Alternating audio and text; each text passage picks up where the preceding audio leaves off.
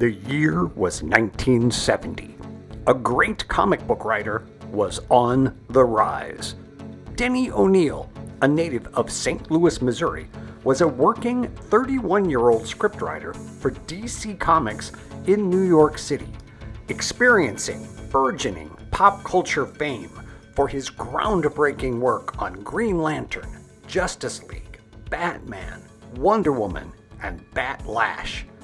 That summer, Denny returned to his hometown on a media tour that included an extended round-robin conversation with a small group of St. Louis comic book superfans, including me. I was 15 years old, and I recorded the whole thing. I'm Walt Jaschek, and my book, The Denny O'Neil Tapes, a conversation about comics, culture, and America, is the first wide mainstream publication of that interview, which was originally transcribed by me and published in 3 issues of GRAFAN, our small-run mimeograph fanzine in 1970. It was seen by less than 100 people and never reprinted until now. The conversation focused on Denny's recent revamps of DC characters, how they fit in to the evolving pop culture zeitgeist, his views on artists and collaborators, the nature of heroism, and musings on the fate of the comic book industry itself. As a bonus, the book includes scans of Denny's original typewritten script for Green Lantern number 63, This Is the Way the World Ends, 1968, gifted to me by the writer after the interview.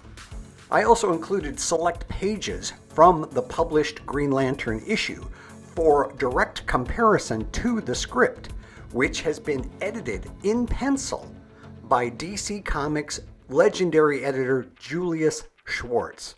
This is to give a glimpse of the process of writing these kinds of comics and translating them into panel-by-panel art, with additional comic pages of Denny's work from that era sprinkled through the interview to give context, and postscript inclusion of his complete Wikipedia bio. The book is, I hope, a small but worthy salute to the late Missouri-born comics storytelling master. Here are some of Denny's direct quotes from the tapes and the book.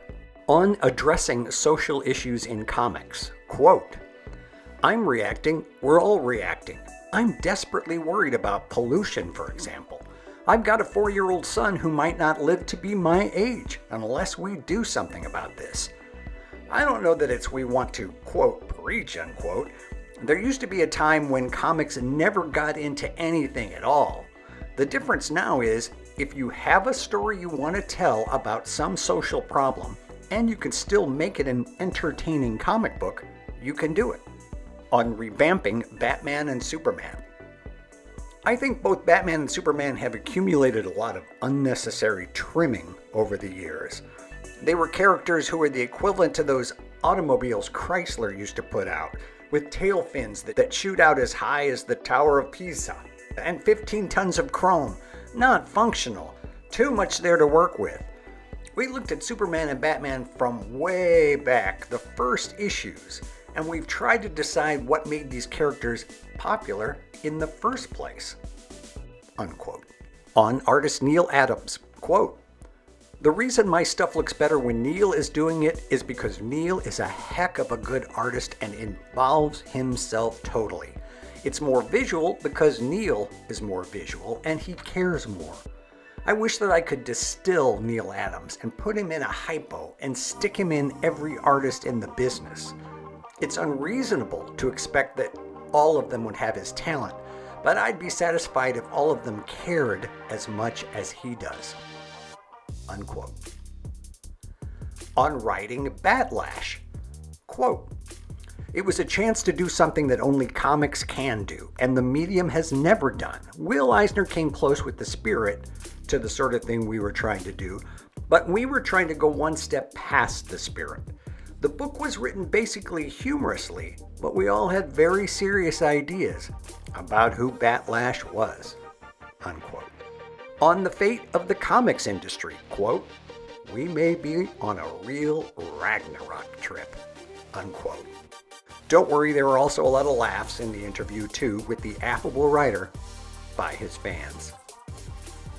Denny died in 2022 after a long award-winning career as writer and editor for DC and Marvel.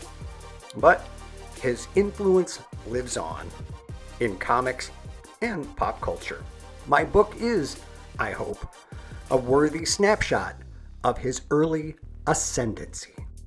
The Denny O'Neill Tapes, a conversation about comics, culture, and America, is available in paperback and hardback on Amazon.com and in some local comic shops. I'm Walt Jaschek.